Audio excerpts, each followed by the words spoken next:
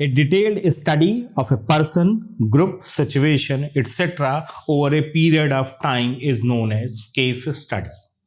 Basically किसी भी company में जब कोई एक घटना होती है जिससे कि कंपनी के ऊपर किसी भी तरीके का पॉजिटिव या नेगेटिव इम्पैक्ट आता है, तो उसको समझने के लिए जो एक पूरी स्टोरी बिल्डअप की जाती है, जो स्टोरी लिखी जाती है, उसे हम केस स्टडी कहते हैं। मैनेजमेंट के जो स्टूडेंट होते हैं उनके लिए ये कहीं ना कहीं कंपलसरी होता है उनके एग्जामिनेशन में कि आपको केस स्टडी को पढ़ना होगा और उसमें जो क्वेश्चंस दिए गए हैं उनको सॉल्व करना होगा। आजकल के स्टूडेंट्स के लिए एक बहुत बड़ा ये प्रॉब्लम है कि वो किस तरीके से केस स्टडी को समझें और उसको सॉल्व करें। तो आज के इस वीडियो में बेसिकली हम ये समझने की कोशिश करेंगे कि केस स्टडी को हम कैसे सॉल्व करें।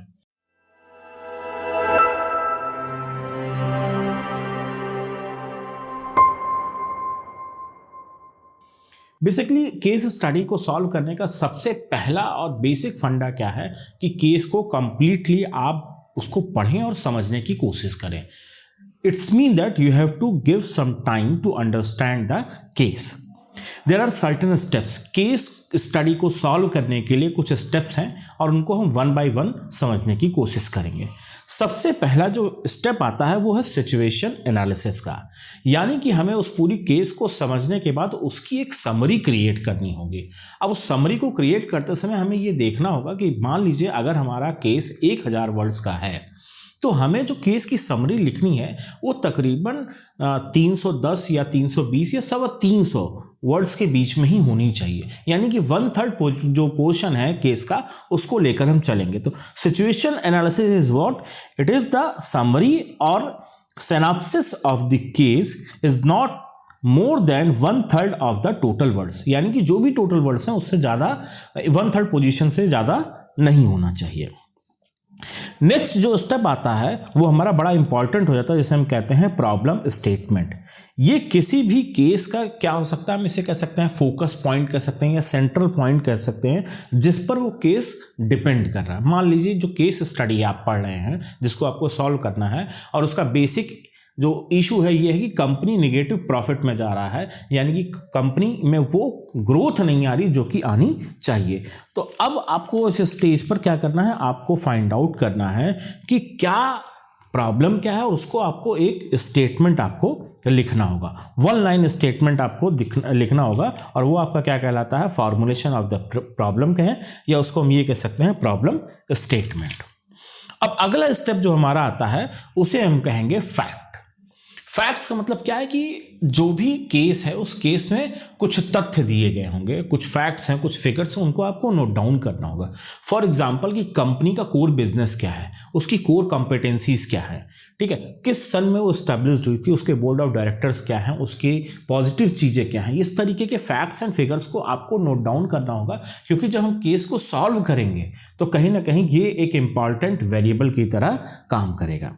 दूसरा, हम डेटाबेस को भी रेफर कर सकते हैं कि जैसे कि केस आपका है तो आपको देखना होगा कि किस इंडस्ट्री में आपका जो केस है किस इंडस्ट्री से रिलेटेड है, उस इंडस्ट्री की उसकी इंडिविजुअल ग्रोथ क्या है, किस तरीके से वो इंडस्ट्री ग्रो कर रहा है। जैसे फार्मास्यूटिकल की बात करें तो फार्मास्यूटिकल बेहतर कर रहा है, या अगर हम बात करें आज के टाइम पे कोविड के बाद आईटी सेक्टर बहुत बेहतर कर रहा है, तो अगर वो सेक्टर बेहतर कर रहा है तो उसका इम्पैक्ट आपकी उस फर्म पर आएगा। तो पहला हमारा हो गया, सबसे पहला क्या है, सिचुएशन एनालिसिस हो गया। दूसरा हमारा हो गया प्रॉब्लम स्टेटमेंट हो गया। तीसरा स्टेप हमारा हो जाता है फैक्ट। और जो हमारा चौथा स्टेप है वो है एजम्पशंस का।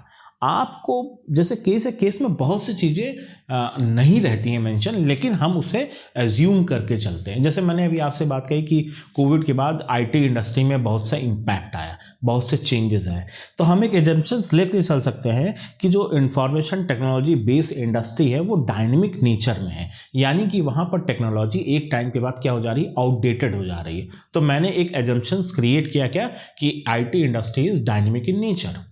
या मैं ये कह सकता हूँ जैसे ये केस है, इस केस में हम बात करें तो ये केस जो है कहीं ना कहीं जो ऑर्गेनाइजेशन की लीडरशिप है उसके ऊपर बेस है। तो अब आपको करना क्या होगा, आपको यहाँ पे एज्यूम करना होगा कि यार इसमें कौन सी हमारी थ्योरी लग रही लीडरशिप की, और उस थ्योरी का हम कहीं ना कहीं केस के साथ क्या कर सकते हैं, एक कोरिलेशन बिल्डअप कर सकते हैं। जैसे कैरिज्मेटिक थ्योरी एक लीडरशिप की स्टाइल है और लीडरशिप की डिफरेंट स्टाइल है, तो उस पर हम देख सकते हैं। और जो पांचवा स्टेप है उसे हम कहते हैं स्वॉट एनालिसिस।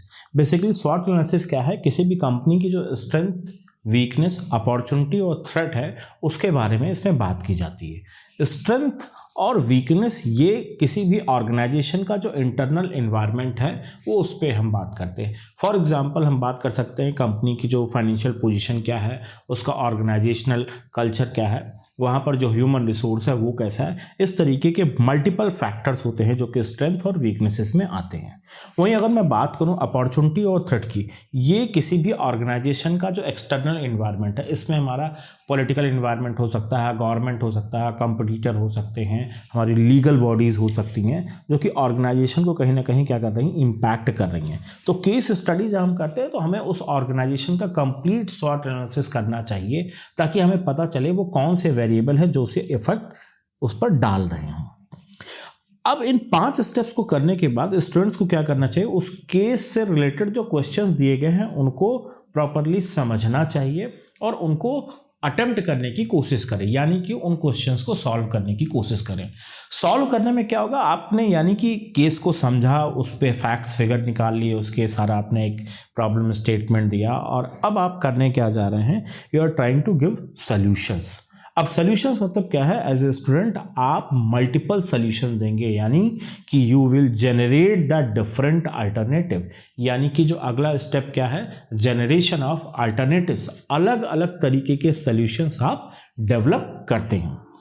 फिर अगला स्टेप इसके बाद आता है इवैल्यूएशन ऑफ द अल्टरनेटिव्स। अब आपको इसमें देखना होगा कि जो आपने मल्टीपल अल्टरनेटिव्स यानी सॉल्यूशंस डेवलप किए हैं उन प्रॉब्लम के, उन क्वेश्चंस के, उसको आपको क्रॉस चेक करना होगा, एग्जामिन करना होगा क्या वो जो प्रॉब्लम है उसके लिए एक बेहतर सॉल्यूशन है कि नहीं है। और उसको आपको इवेल्युएट करने के लिए मल्टीपल एक स्टैंडर्डाइज करके वेरिएबल्स लेने होंगे, इंडेक्स लेने होंगे, जिससे आप कंपेयर करके उसको इवेल्युएट करेंगे।